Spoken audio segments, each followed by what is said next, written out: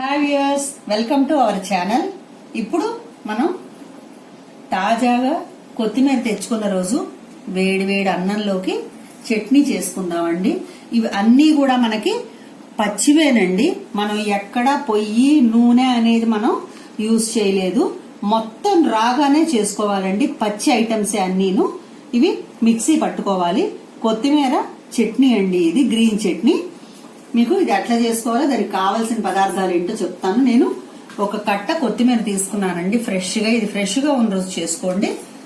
దానికి ఒక 5 పచ్చిమిరపకాయలు, ఇవి కారం తక్కువ కాయలండి, కర్ణాటక కాయలు. ఇవి ఒక 5-6 తీసుకోవచ్చండి. పసుపు ఒక 1/2 స్పూను, రుచికి సరిపడా ఉప్పు. నేను ఈ చిన్న కప్పుతో అంటే ఒక 4-5 చెంచాలు ఉంటుందండి. స్వీట్ కోసం నేను బెల్లం వాడుతున్నాను. ఒక చిన్న నిమ్మకాయ సైజు మనకి చింతపండు, చిన్న నిమ్మకాయ సైజు అంతా మనకి చింతపండు అండి. ఇవి దీనికి కావలసిన పదార్థాలు. ఇప్పుడు ఈ కొత్తిమీరని మనం చక్కగా కడిగి బాగు చేసేసుకున్నామండి. చూసారా ఎంత ఫ్రెష్ గా ఉందో. ఇది దోశల మీద మీరు అట్టు వేసుకున్నప్పుడు దోశ మీద కూడా మీరు అప్లై చేయొచ్చు. ఇడ్లీతో, దోశతో, రైస్ తో, ఏదైనా సరే మనకి పల్లీ చట్నీతో గానీ ఇంకో చట్నీతో గానీ ఇది గ్రీన్ చట్నీగా మనం పెట్టుకోవచ్చు. తియ్యగా, కారంగా, చక్కగా పుల్లగా ఉంటుందండి పచ్చడి. చాలా టేస్టీగా ఉంటుంది. మీరు కూడా ట్రై చేసి చూడండి. ఇప్పుడు ఈ కొత్తిమీరని మనం చక్కగా కడిగి బాగు చేసుకున్నాక దీన్ని చిన్న ముక్కలుగా కట్ చేసేసుకుందామండి. కొత్తిమీరని మనం చక్కగా ఇట్లా పెద్ద పెద్దవిగా లేకుండా ఇలా కొంచెం ముక్కలుగా మనం కట్ చేసుకోవాలి. మరీ చిన్నగా అక్కర్లేదండి. ఎటు మనకి మిక్సీలో ఇది మెదిగిపోతుందండి. మిక్సీలో ఇది మనకి చట్నీతో పాటు దీన్ని మనం తిప్పుతాం కదా బ్లెండ్ చేసేటప్పుడు, మనం ఇది నలిగిపోతుంది చట్నీ. ఇలాగా మరీ పెద్దవిగా ఉంటే మిక్సీ జార్లో తిరగదు కదా, కష్టం కదా మనం వేయటం. ఇలాగా ముక్కలు చేసుకున్నాము.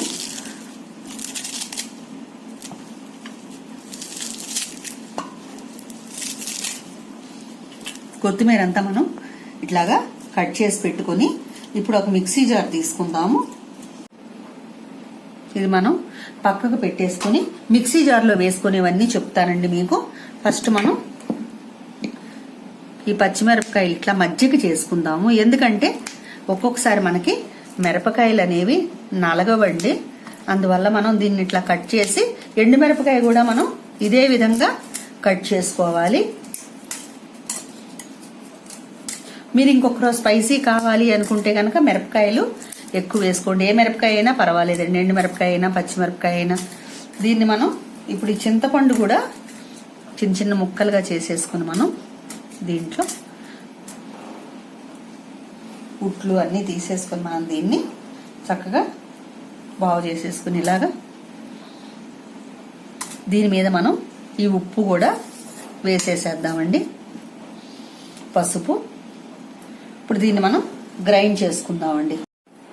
ఇప్పుడు మనం పచ్చిమిరపకాయ, ఎండుమిరపకాయ అన్నీ కూడా చింతపండు మిక్సీలో తిప్పామండి. ఇప్పుడు ఈ బెల్లం కూడా మనం ఇందులో వేసేసుకుని బ్లెండ్ చేసుకుందామండి. దీన్ని గ్రైండ్ చేసుకుందాం. ఉప్పు, చింతపండు, మనం మిరపకాయలు, బెల్లం అన్నీ కూడా ఇట్లాగా మిక్సీ చేసేసుకున్నాం కదండి. ఒకసారి మనం కలిగి పెట్టుకుని దీన్ని కారం అంతా కూడా మనం చుట్టూ ఉంది కదా గోడలకి, ఇట్లా దీన్ని శుభ్రంగా మనం కలిగి పెట్టుకుని ఈ కొత్తిమీర అంతా కూడా మనం ఇందులో వేసేద్దాం. వాటర్ వేయక్కర్లేదండి. మనం ఆల్రెడీ కొత్తిమీరలో తడి ఉంటుంది కదా, వాటర్ వేయక్కర్లేదు. కొత్తిమీర అంతా కూడా మనం ఇట్లాగా నొక్కుని, ఎందుకంటే మొత్తం గ్రైండ్ అయిపోతేనండి కిందకి దిగిపోతుంది.